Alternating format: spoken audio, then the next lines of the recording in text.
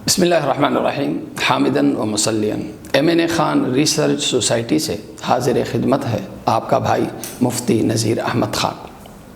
آج کا موضوع ہے گھر میں باجماعت تراویح کی نماز پڑھنے کی فضیلت۔ کبھی کبھی ہوتا ہے ایک عمل عادت کے خلاف ہوتا ہے، ہم سمجھتے ہیں کہ یہ شریعت کے خلاف ہے۔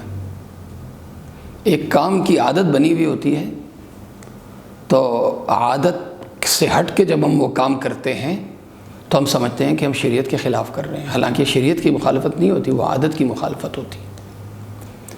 ہمارا ایک مزاج بنا ہوا ہے کہ جیسے فرض نماز ہم مسجد میں پڑھتے ہیں، اور ظاہر ہے افضل اور ضروری جگہ فرض نماز کی مسجد ہے، اور عرصے سے ہم تراویح کی باجماعت نماز بھی مسجد میں پڑھتے ہیں، اور ہم سمجھتے ہیں کہ جیسے فرض نماز کی افضل اور ضروری جگہ مسجد ہے، اسی طرح تراویح کی افضل جگہ بھی مسجد ہے۔ قرآن و حدیث بلکہ حدیث کے نصوص پر غور کرنے سے جو بات معلوم ہوتی ہے وہ یہ معلوم ہوتی ہے کہ تراویح کی باجماعت نماز پڑھنے کی افضل جگہ مسجد نہیں بلکہ میرا اور آپ کا گھر ہے۔ دو حدیثیں کوٹ کروں گا اور پھر گھر کی باجماعت تراویح کی نماز کے فوائد پہ مختصر بات کر لوں گا۔ سنن ابو داؤد اور جامع ترمذی دونوں کی روایت ہے، حدیث صحیح ہے۔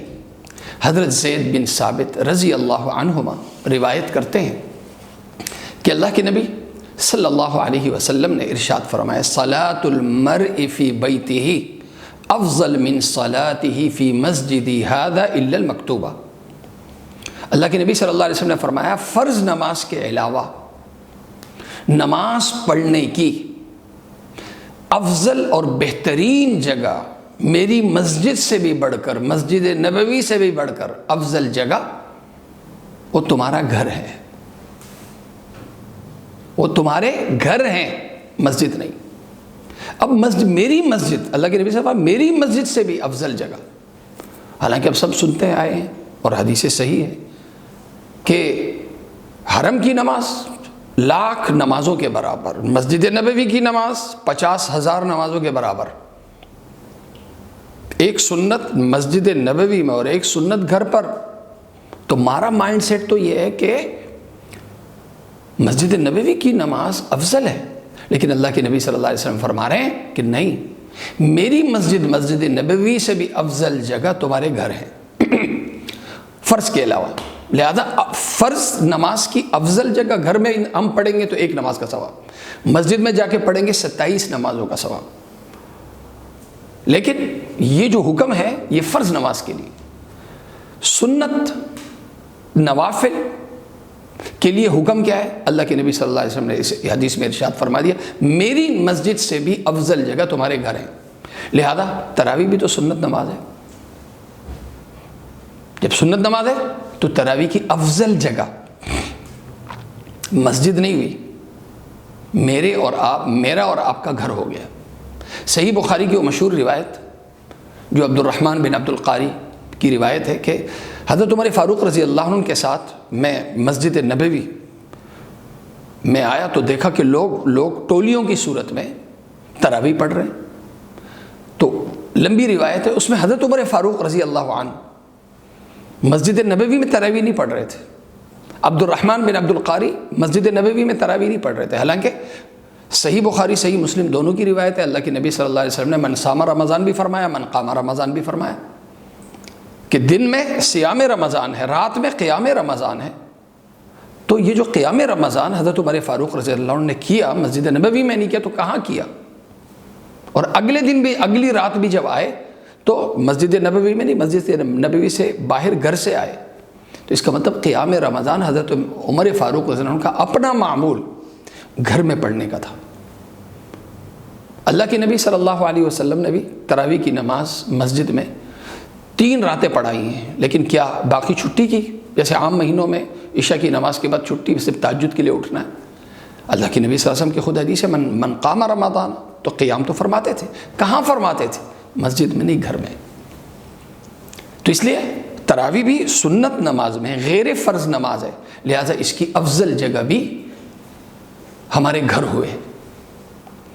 دوسری حدیث جو مسلم شریف کی روایت ہے، حضرت جابر رضی اللہ عنہ روایت کرتے ہیں کہ اللہ کے نبی صلی اللہ علیہ وسلم ہمیں مخاطب کر کے ارشاد فرماتے تھے، اذا قضا احدکم الصلاۃ فی مسجد، جب تم مسجد میں فرض نماز پڑھ لو، فلیجعل لبیتہ نصیبا من صلاتی، فرض کے بعد جو نمازوں کا جو باقی نمازیں یہ اپنے گھروں میں پڑھا کرو، کیوں؟ فإن اللہ جاعل فی بیتہ من صلاتہ خیرا، کیونکہ نماز جب گھر پہ پڑھو گے، سنت نماز نوافل گھروں میں پڑھو گے تو اللہ اس کے ذریعے سے تمہارے گھروں میں اور تمہیں بہت سی خیریں دے گا۔